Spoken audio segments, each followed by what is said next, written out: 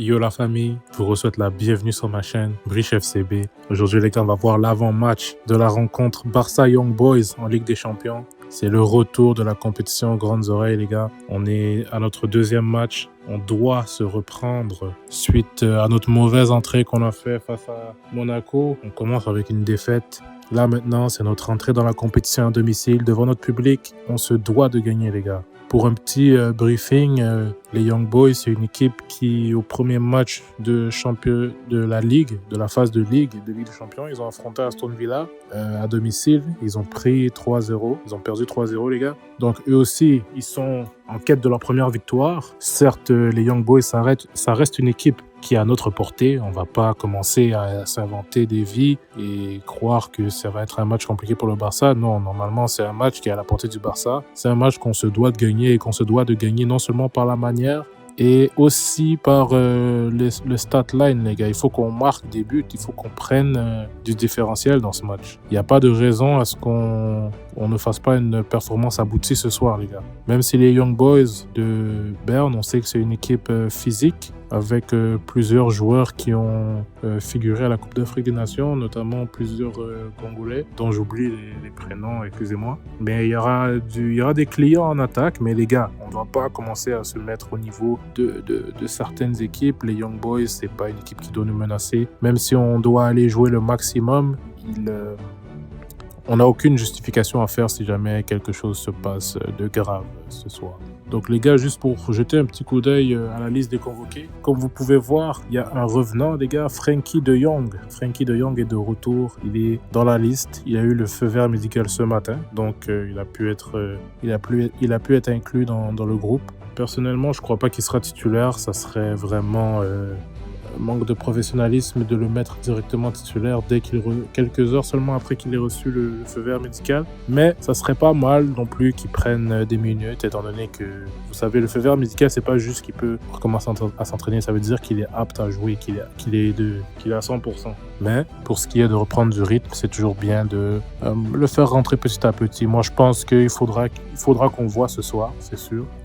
Normalement, on doit être capable de plier le match assez tôt, même avant la mi-temps. On peut le voir jouer un petit 30 minutes, 25 minutes, toucher un peu le ballon lorsqu'on est déjà en train de mener et reprendre justement du rythme à domicile devant le public. Ça va faire aussi reprendre la confiance à ce groupe qui, quand même, depuis 3 matchs, on a enchaîné Monaco, Getafe et Osasuna. Ces 3 matchs qui ont été compliqués. On a perdu à Monaco. On a eu un match fermé face à Getafe. On a eu que gagné 1-0. Et il y a eu la gifle que Osasuna nous a mis. Donc, depuis 3 matchs, la dynamique a changé depuis le début de saison de feu qu'on était en train de faire. Donc là, vraiment, les gars, c'est un match qui nous permettra aussi de reprendre un peu confiance de certains joueurs.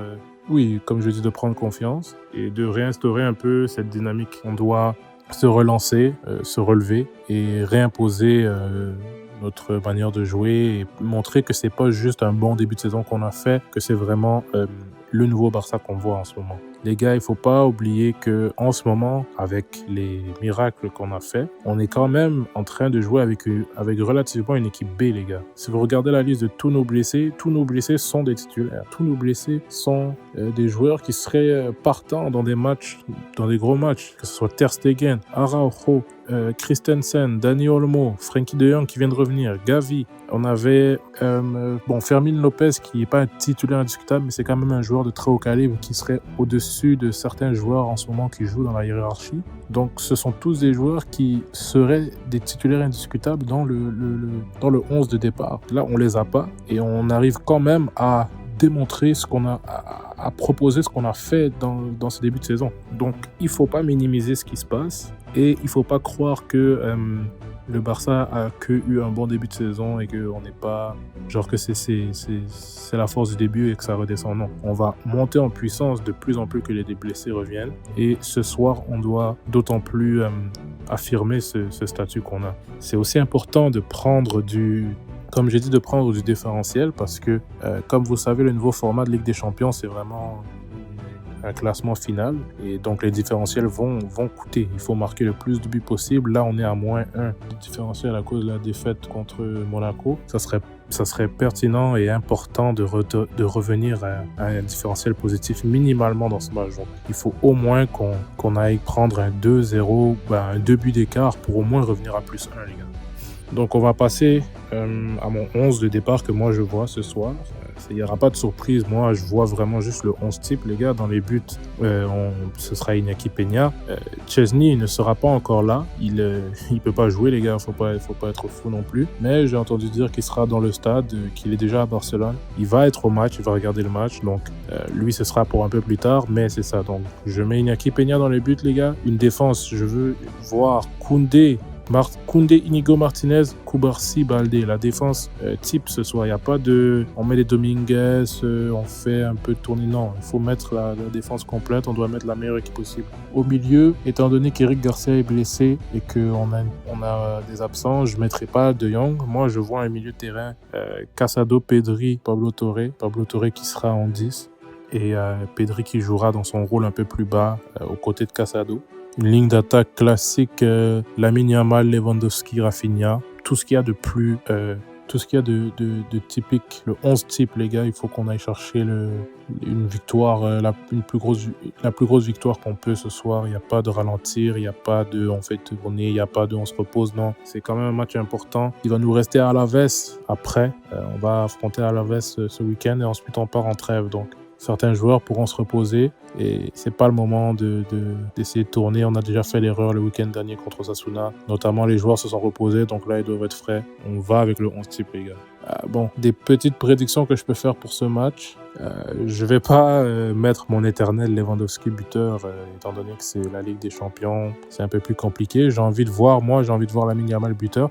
Et bon, je sais que ça va probablement se produire. Le retour d'Ansu Fati tant attendu, les gars. Je veux le voir au moins jouer une mi-temps. Peut-être au moins 30 minutes de jeu. Et j'ai envie de croire, j'ai envie de faire ma petite prédiction pour le plaisir de Ansu Fati buteur ce soir, les gars. Ça serait une belle histoire. Ansu Fati pour son retour, son vrai retour, parce que oui, il a joué quelques minutes. Ansu Fati pour son retour, qui marque un but, qui marque les esprits, qui signe un peu le petit retour du Barça suite à ces quelques matchs qui ont été négatifs. Et c'est un peu ça. Donc, je vois ça. Puis, comme je dis, pour reprendre un différentiel positif, au moins une victoire par 2 buts d'écart. Je pense, je vais pas me prononcer sur est-ce qu'on va faire le clean sheet ou non, mais il faut qu'on gagne au moins par 2 buts d'écart, donc 2-0, 3-1 et plus. On peut aller prendre plus que 2 buts d'écart, mais minimum 2 buts d'écart. Et vous comprenez, les gars. Donc je vous remercie tous, les gars. Le match est dans quelques heures. Je sais que j'ai sorti l'avant-match un peu tard, mais c'est pas grave. On se retrouve juste après le match pour le débrief. Les gars, suivez-moi sur Twitter. On peut suivre le match un peu là-bas ensemble. Je commente parfois les actions qui se passent. Suivez-moi sur les réseaux sociaux, les gars. Et comme on le sait tous... Visca el Barça! Visca Catalunya! Visca el Barça, sempre! Visca el Barça i visca Catalunya!